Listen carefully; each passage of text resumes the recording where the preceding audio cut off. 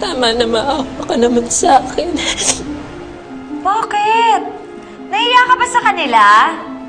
Uy, wag kang mag-alala kasi alam na nila na peke ang lahat sa'yo. Alam na nila na lalaki ka talaga. Niloko mo kami.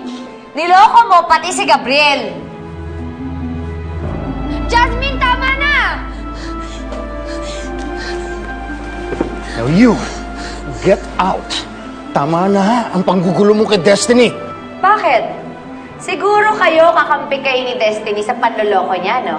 At pinalabas nyo na patay na si Joey. Guard! Guard!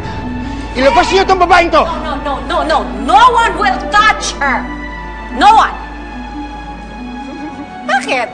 Kuya, mukha namang totoo ang sinasabi ni Jasmine, ah. Based on the presentation? Ha! Kaya naman pala, sobra mong protektahan tong babaeng, lalaki, whatever this is. Come to think of it, noong nawala yung Joey, lumabas ang Destiny Rose.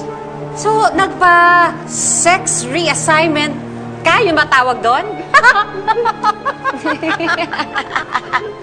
Enough, Matilda.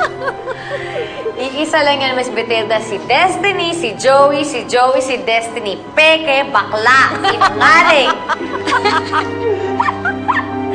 Ay, nako, sinungaling. Bakla.